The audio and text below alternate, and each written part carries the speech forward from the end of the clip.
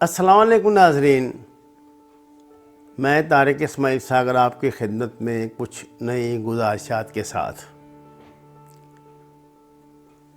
ناظرین، میں نے آپ کو کچھ عرصہ پہلے اپنے ایک ولاگ میں یہ کہا تھا کہ ایک سازش کے تحت گزشتہ 30 سال سے پاکستانی سوسائٹی اور پورے سسٹم کو کچھ مافیاز اور کارٹلز کے کنٹرول میں دے دیا گیا ہے، جو پھر اوپر ایک سطح پہ جا کے سب ایک ان کا ہیڈ کوارٹر بن جاتا ہے، جس کو کچھ لوگ مل کے چلا رہے ہوتے ہیں۔ ان میں سیاستدان بھی ہوتے ہیں، ان میں بیوروکریٹ بھی ہوتی ہیں، ان میں اسٹیبلشمنٹ بھی ہوتی ہوگی، ان میں اور بھی ہوتے ہوں گے۔ لیکن یہ ایک طے شدہ بات ہے کہ اب یہ جو کچھ بھی ہماری سوسائٹی میں ہو رہا ہے وہ اس طرح کے کوئی اس کو جرنلی نہیں ہم ایسے ڈسکس کر سکتے کہ جیسے روٹین میں دنیا میں کچھ واقعات، کچھ واردات ہوتی ہیں۔ ہمارے ہاں جو کچھ بھی ہوتا ہے یہ ایک منصوبے کے تحت باقاعدہ اس کی ایک منصوبہ بندی کی جاتی ہے، اور اس منصوبہ بندی کے مطابق ایک پورا دجالی سسٹم ایکٹیویٹ ہوتا ہے اور سب کچھ ہو جاتا ہے۔ ابھی حال ہی میں پاکستان میں ایک بڑی رقم جو ہے ہم نے پچھلے آپ کو اپنے ویلاگ میں عرض کیا تھا، پاکستان میں ملک ریاض صاحب کے ذریعے جو ویریا ٹاؤن کے مالک ہیں آئی ہے، اس حوالے سے ظاہر ہے پھر لوگوں کے پاس چیزیں ہوتی ہیں۔ ان کا یہ سسٹم کا یہ دجالی سسٹم ہے، اس کی خوبی یہ ہے کہ ہر بندہ دوسرے بندے کے ہاتھوں بلیک میل بھی ہو رہا ہوتا ہے، اور اس پوزیشن میں بھی ہوتا ہے کہ کبھی اس کو بھی بلیک میل کر لے، کیونکہ یہ شر کا نظام ہے خیر تو اس میں ہے ہی نہیں۔ تو یہ ایک دوسرے کی کمزوریوں کو ایکسپلائٹ کرتے ہیں اور اس کے لیے بڑی اس کی قیمت بھی ادا کرتے ہیں۔ ایسی بات نہیں ہے، یہ سارا میڈیا جو انہوں نے خریدا ہوا ہے، یہ اپنے گینگ بنائے ہوئے ہیں کہ یہ فلاں صحافی جو ہے فلاں کی نمائندگی کرتا ہے، فلاں صحافی فلاں کی نمائندگی کرتا ہے۔ شاید آپ کو اس بات کا علم نہ ہو کہ باقاعدہ آپ پاکستان کے بڑے شہروں میں اسلام آباد میں، لاہور میں، کراچی میں، یہ تینوں کا تو مجھے پتہ ہے، کچھ مخصوص شخصیات ہیں جن کا تعلق مختلف شعبہ زندگی سے ہے۔ جو لاہور میں ہے ان کا تو صحافت سے ہی ہے، اسلام آباد والوں کا بھی جو ہے وہ صحافت سے ہی ہے۔ کراچی میں ایک دو بزنس مین ہیں جو اس سلسلے میں کام کرتے ہیں۔ ان لوگوں نے پورے شہر کی جو پوری دانش ہے اس کو اغوا کیا ہوتا ہے۔ یہ ان کے گھروں میں ہفتہ اتوار کا تو لازماً دن اس کے لیے مختص ہوتا ہے، کوئی اور دن بھی ہو سکتا ہے، ایسی بات نہیں ہے، فارغ ہی ہوتے ہیں یہ، ان کے کیا کون سا کدو میں تیر چلانا ہوتا ہے۔ یہ لوگ باقاعدہ ناشتوں کا اہتمام کرتے ہیں، یعنی تقریب کچھ تو باہر ملاقات چاہیے، کوئی بہانہ ہونا چاہیے ان کا آپس میں ملنے جلنے کا، تو اس میں مل جل کے پھر یہ کام کرتے ہیں۔ ان کا کام یہ ہوتا ہے کہ جتنی کسی بھی حوالے سے کوئی مشہور شخصیت، مثلا کوئی بہت بڑا بزنس مین ہے، اب بزنس مین کا صحافیوں میں کیا لینا دینا، بھائی وہ بزنس مین ہے، لیکن یہ اس کو اپنی مجلس میں لے آتے ہیں، اور ان کی مجلس میں ایک غیر ملکی پاکستانی ضرورت ہے کہ یہ لندن برمنگھم سے تشریف لائے ہیں پاکستان، یہ جی ہیوسٹن سے آئے ہیں، یہ نیو یارک سے آئی ہیں، یہ فلانے ڈاکٹر صاحب ہیں۔ بھائی گردے کا ڈاکٹر ہے تو وہ کیا ان میں یہ چکر بازوں میں بیٹھ کے، ان منافقوں میں بیٹھ کے کیا وہ اپنی دانش بگاڑے گا، یا ان کو کیا بتائے گا، وہ جن کے پہلے گردے صاحب کے خراب ہوتے ہیں۔ لیکن ان دعوتوں کے ساتھ پہ پورا ملک چلتا ہے، پورا سسٹم چلتا ہے، وہاں معاملات ڈسکس کیے جاتے ہیں۔ جیسے یہ سمجھے کسی پولیس آفیسر کی کوئی ہفتہ وار میٹنگ ہو تو وہاں جرائم کا جا کے کس علاقے میں جرائم زیادہ ہو رہے ہیں، کون سا ٹرینڈ جو ہے جناب آج کل چل رہا ہے سیاست میں اور وہ یہ سب یہ باتیں آپس میں ڈسکس کرتے ہیں. یہ لوگ پھر مل کے اسٹریٹجی بناتے ہیں کہ آپ نے دیکھا ہے یہ جو اینکر ہوتے ہیں آپ کو 2 مہینے ایک چینل پہ نظر آئیں گے, اگلے 2 مہینے بعد آپ کو کسی دوسرے چینل پہ نظر آئیں گے, پھر 1 مہینے کے لیے غائب ہو جائیں گے تو کسی تیسرے چینل پہ نظر آئیں گے. مجھے اس بات کی سمجھ نہیں آتی ان میں سے کیا سرخاب کے پر لگے ہوتے ہیں کہ ان کا متبادل ہی کوئی نہیں ملتا. میں تو پچھلے 20 سال سے جن یہ دیکھ رہا ہوں اینکرز کو, ان کو ہی دیکھ رہا ہوں. کوئی نیا تو میں نے, اگر کوئی نوجوان ایسا آتا بھی ہے, بڑے بڑے ٹیلنٹڈ نوجوان ہیں جو میں نے دیکھا آئے ہیں, ان کو یہ پنپنے ہی نہیں دیتے. انہوں نے اپنا مافیا ایسا بنایا ہوا ہے. ایک لاہور کا ہے بہت بڑا سو کالڈ صحافی جو یہ سودے بازیاں کراتا ہے کہ مثلا یہ جو ہے یہاں پہ کوئی دنیا چینل کا ہوگا تو اس کو توڑ کے وہاں کیسے کتنے عرصے کے لیے رکھنا ہے, اس کو کہاں کتنے عرصے کے لیے رکھنا ہے, اور یہ ہدایات پھر ان کو اپنے آگے باسز سے ملتی ہے پچھلے سے یہ کچھ.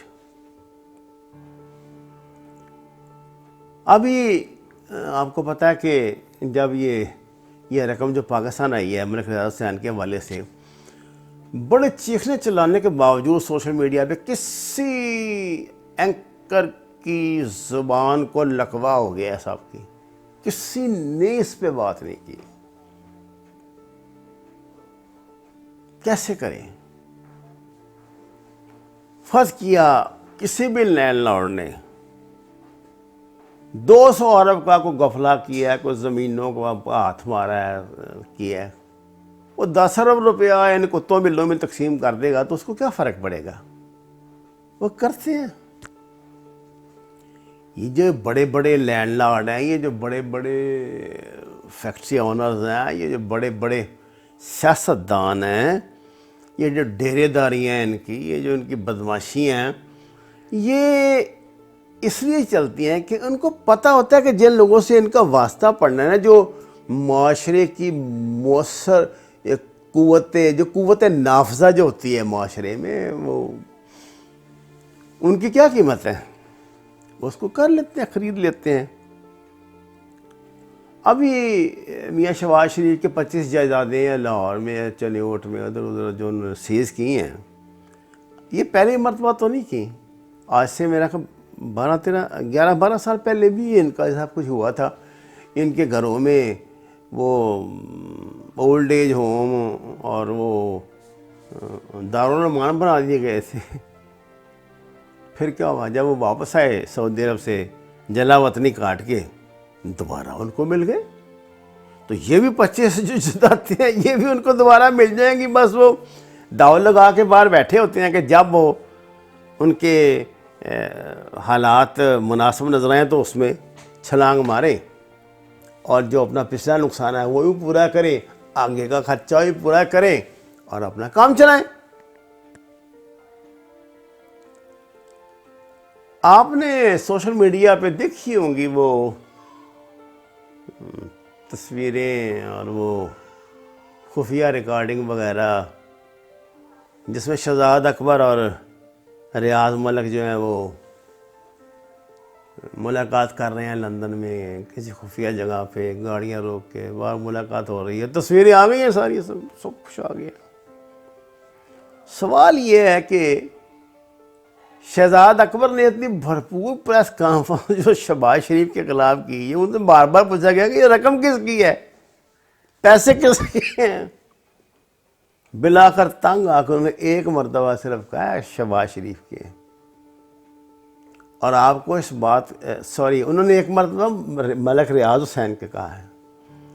اور آپ کو اس بات کا پتہ ہے ابھی 300 جائیدادیں ہیں اور میاں شہباز شریف کی جو سرکاری حلقوں میں زیر بحث ہیں کہ کن جائیدادوں کو کب سودے بازی کے لیے کتنا استعمال کرنا ہے. آپ کیا سمجھتے ہیں کہ یہ جو جائیداد کی ضبطگی ہوئی ہے, ان کی منجمد کی گئی ہیں 25 جائیدادیں ہیں, یہ ایک بڑے نیک مقصد کے لیے کی گئی ہے کہ پاکستان کے لیے کی گئی ہیں یا آپ کے لیے میرے لیے کی گئی ہیں؟ ارے نہیں بھائی, یہ سیاسی گیم ہے. اس کو پریشر میں لائیں گے، ایک دو باتیں منوائیں گے، کچھ وہ چھوڑیں گے، کچھ یہ چھوڑیں گے، معاملہ پٹ جائے گا، اور پھر دوبارہ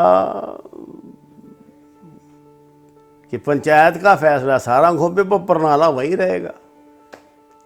وہ دوبارہ آئیں گے اور بات کریں گے آ کے. لندن میں ایک پرسوں چوتھ کی خبر ہے کہ جی وہاں میاں شہباز شریف نے ان کو بلایا ہے مسلم لیگ نون کی لیڈرشپ کو. بالکل بکواس ہے، بالکل نہیں بلایا. یہ خود گئے ہیں بھائی، خود گئے ہیں. یہ خاقان عباسی، یہ خواجہ برادران، یہ وہ جو حسن اقبال صاحب یا دوسرے لوگ جو ہیں یہاں پاکستان میں، وہی سچویشن ہوگی نا وہ جنرل مشرف والے دور کی کہ یہ تو بھاگ گئے، پھر وہ چھوڑ کے ان کو اکیلے سعودی عرب چلے گئے تھے. تو اب وہ بھی یہاں اب ان سے یہ پوچھنے گئے کہ بھائی جان ہم نے کرنا کیا ہے؟ اللہ نے اپنا تو کوئی دماغ دیا ہے نہیں، اپنی کو فالوگ ہے نہیں ان کا. یہ ان کے سر پہ دھندا چل رہا ہے نا سارا. تو پوچھنے یہ گئے کہ حضور ہم کیا کریں؟ حکومت کے ساتھ جنگ کریں، گالی گلوچ کریں، کہ ٹھنڈا میٹھا کام رکھیں، کہ ان سے مل ملا کے چلیں؟ کیا کریں؟ ہمیں کچھ بتائیں تو صحیح. آپ تو یہاں آ کے بیٹھ گئے ہیں، ہمیں ملے بغیر ہی خاموشی سے ادھر آ گئے ہیں دونوں، اور محترمہ تیاری کر رہی ہیں جانے کی. بچے پہلے بھگا دیے ہیں باہر. آپ اس بات کا اندازہ کریں کہ مسلم لیگ نون کے ساتھ دوسری مرتبہ ایسا ہوا ہے. پہلے بھی یہ پورا خاندان آپ کو جلا وطن ہو گیا تھا، کر دیا گیا تھا، جو بھی تھا جیسے بھی تھا، پر پاکستان سے باہر تھے. یہاں وہ بیچارہ جاوید ہاشمی کو چھوڑ گئے تھے، مسلم لیگ اس کو ان کے حوالے کر گئے تھے. جب واپس آیا تو اس کی ایسی چھتر پریٹ کی تھی کہ وہ بیچارہ، یہ تو پتہ نہیں وہ اللہ لوگ ہیں، اس کو راستہ بھی کوئی نہیں، اور ان کے لیے اس عمر میں بندہ اور کیا کر سکتا ہے. تو پھر ان کی جھولی میں آگے رہے. یہ بابا یہ حالات ہی ایسے رکھتے ہیں، یہ بڑے ظالم لوگ ہیں. یہ جو لندن کی بات ہے نا، دیکھیے لندن کا تو یہ ہے، یہ لندن پلان یا 71 سے معاملات چل رہے ہیں، بھٹو صاحب کے دور سے لے کے تو آج تک. یہ مساق جمہوریت بھی تو لندن میں ہی اس نے کرایا تھا نا، وہ جو امریکن وزیر خارجہ تھی، کہ مل بانٹ کے کھاؤ بھائی، آگے انسان کے بچے بنو. اور ان کا مائی باپ بھی وہی ہے، یہ MI6 ہی ہے. اب تو CIA کا ہی رونا روتے رہتے ہیں نا، CIA کو آگے رکھتے ہیں. MI6 بہت کلیور ایجنسی ہے، جنہوں نے آج تک الطاف حسین کو پروٹیکٹ کیا ہوا ہے. وہ میاں صاحبان کو کیوں نہ کریں گے؟ ہوتے رہے عدالتی فیصلے کہ جی اتنے دنوں میں واپس آؤ، تو 6 ہفتوں میں آؤ، تو 8 ہفتوں میں آؤ. یہ تماشا ہے، وہ تو فضول ہے. کوئی 8-10 ہفتوں کے لیے عدالت مجرموں کو چھوڑتی ہے؟ کہ دنیا میں سنیں، آپ نے دیکھا اسرائیل کے وزیر اعظم کی، کیا اس کا نام تھا، تصویریں آ رہی ہیں، جو وزیر اعظم تھا اسرائیل کا، جیل میں وہ اتنا ہڈیوں کا ڈھانچہ نظر آ رہا ہے، دلیا کھا رہا ہے وہ چمچے کے ساتھ. آپ نے دیکھا وہ کوریا کی جو بیچاری وزیر اعظم تھی، اس کو کیا 20 سال قید دے دی ہے ایک لمحے میں. ان کو قید ہو، ان کو یہ ان پہ کیس بنے، ان کے متعلق غلط انکشافات ہوں. میں آپ میری بات کا برا نہ منائیں، اگر یہ ثبوت بھی پیش کر دیے گئے نا کہ جی فلاں سیاستدان جو تھا، یہ دو جو فیملی ہیں ان میں سے، تو یہ اصل میں تو یہ جناب یہودی ہے، جو بعد میں یہ لانا صاحب عربیہ ٹائپ کی کوئی چیز ہے، تو قوم تب بھی اللہ کے فضل سے ان کو ہی سب کچھ اپنا مانے گی. جب آپ کے اعتبار کا یہ عالم ہے یار، عدالت کی بات پہ کسی کو اعتبار نہیں، نیب کی بات پہ کسی کو اعتبار نہیں، صرف ڈنڈا ہے وہ اپنا آپ منوا لیتا ہے. یہ جو آپ نے یہ پیسے آئے ہیں، کہتے ہیں کہ آپ ڈیل کا حصہ ہے، تو یہ میاں صاحبان سے آئے ہیں، کچھ آئے ہیں. ذرا ایک کوئی مسلم لیگ کے ورکر کو تو یہ بات منوا کے دکھائیں. وہ شائستہ پرویز کو بٹھایا ہوتا ہے آج کل اس کی ڈیوٹی ہے یہ ہر 2-3 مہینے کے لیے نا ایک بندہ تیار کرتے ہیں میڈیا کو کے لیے. اس کو کتنا یہ انہوں نے کہا ہے کہ جو تو اس کو یہ ثبوت دکھاتے ہیں. وہ ارشد شریف بیچارہ کیا کیا دستاویزات وہ ڈھونڈ کے لاتا ہے, تو وہ جواب میں وہ ہنستی رہتی ہیں. وہ کہتی ہیں کہ جی آپ کو کہ یہ آپ نے یہاں اپنی کو عدالت لگائی ہوئی, عدالت میں جائیں نا. وہ ایک خلیق الزمان جو تھا یہ ان کا مخدوم خلیق الزمان, یہ اس کا پیپل پارٹی والا, جس کے اکاؤنٹ میں اس کو پتہ ہی نہیں ہوتا تھا کون بندہ 2 کروڑ جمع کرا گیا تو کون 5 کروڑ جمع کرا گیا ہے. اس سے جب کوئی سوال کرتا تھا نا کوئی سے اس کی کرپشن کا, تو وہ کہتا تھا عدالت میں جاؤ. عدالتیں کس لیے بنی, جاؤ عدالت میں. کیا کہتے ہیں جب بھی یہ بیٹھے یہ پیپل پارٹی والے 20 سال سے کیس چل رہے ہیں, کیا کر لیا جی آپ نے.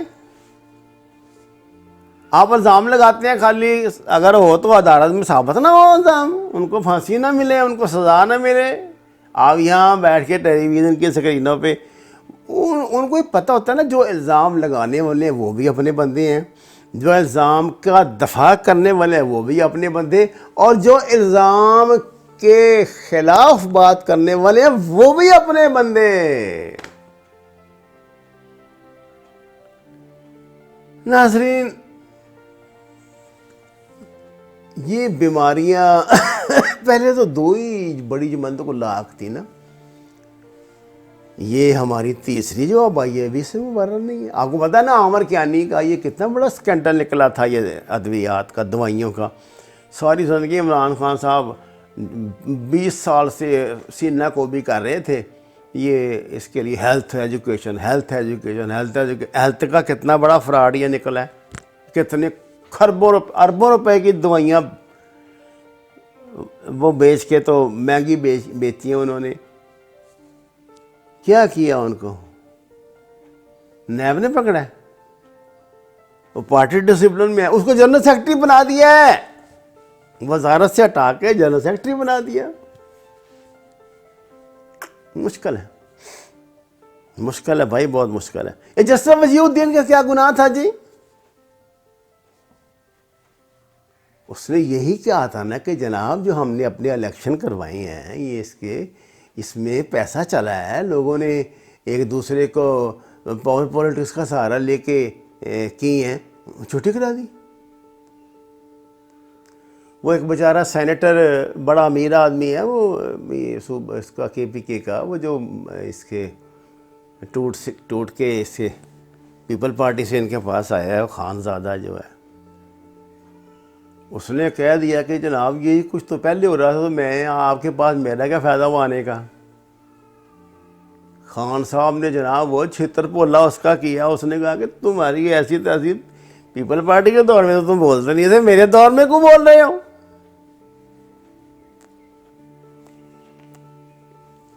آج انہوں نے یہ بھی تسلیم کر لیا کہ جناب پٹرول کے 1 لیٹر پہ ہم آپ سے 46 روپے جو ہے وہ ٹیکس وصول کرتے ہیں. 46 روپے 1 لیٹر پہ.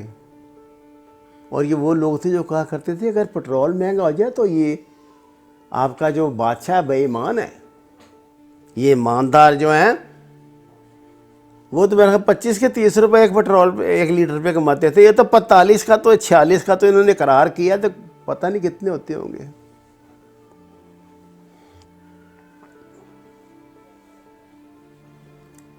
اس ساری صورت حال میں اچھے برے چور ڈاکو جو مرضی آپ کہہ لیں, ایک ڈسپلنڈ ادارہ اگر آپ کو نظر آئے گا نا تو وہ صرف آرمی کا آئے گا, یہ یاد رکھنا.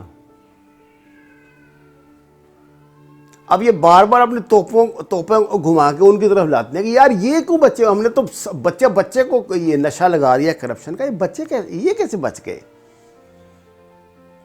یا ان کا احتسابی نظام اتنا سخت ہے کہ اگر 1-2 کو ہم قابو کر لیتے ہیں, اپنے رشتہ دار بنا لیتے ہیں, تو اندر ان کا سسٹم, یہ تو بھائی سزائے موت دے دیتے ہیں, یہ تو 20 سال قید دے دیتے ہیں اپنے جرنیلوں کو.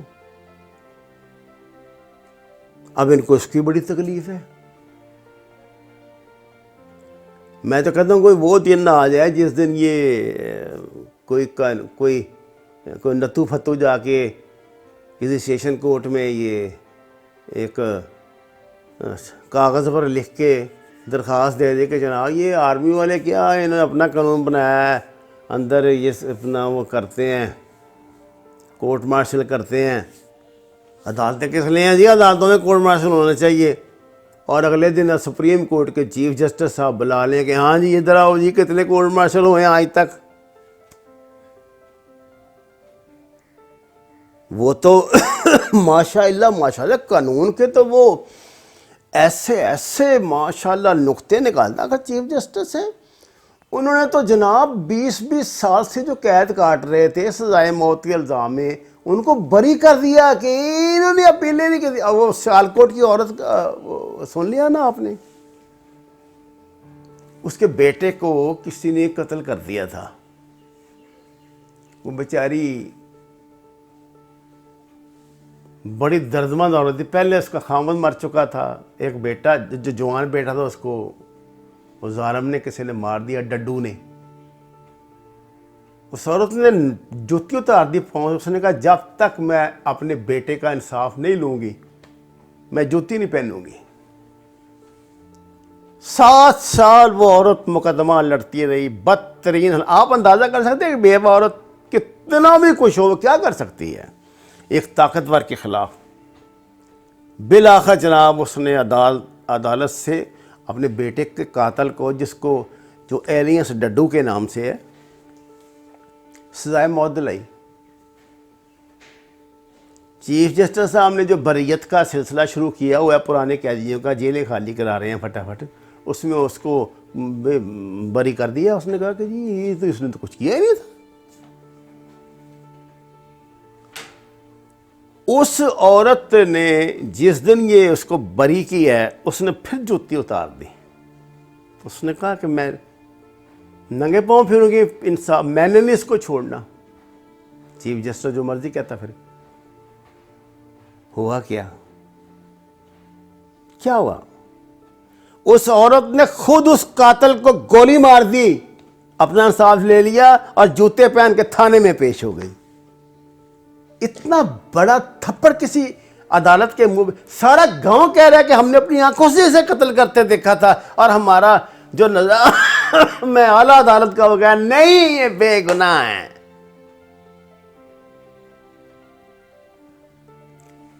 پاکستان کے شہریوں, یہ ملک ہم سے چھن چکا ہے. یاد رکھنا, اگر آپ نے اپنے پرانے ایم این اے کو ووٹ دینے کا دوبارہ بار اسمبلی میں بھیجنے کا سلسلہ نہ بند کیا, مخصوص خاندانوں کو بار آپ اپنے سروں پہ مسلط کرنے سے باز نہ آئے, اپنی مجبوریوں کے ہاتھوں اگر آپ اسی طرح بلیک میل ہوتے رہے, زندہ تو رہو گے, زندہ تو یہ جو نشہ پی کے گرے ہوتے ہیں گٹروں میں وہ بھی زندہ ہی ہیں. اس طرح کی زندگی ہوگی. ناظرین, یہ میرا اپنا چینل ہے جس پہ آپ میری گفتگو سنتے ہیں. آپ سے درخواست ہے اگر آپ نے ابھی تک اسے سبسکرائب نہیں کیا تو سبسکرائب کریں. اگر آپ کو میری باتوں سے اتفاق ہو تو ان کی اپنی پسندیدگی کا اظہار کریں, نہ ہو تو مہذب انداز میں ناراضگی کا اظہار فرمائیں تاکہ ہم اپنی اصطلاح کر سکیں. وما علینا الا البلاغ.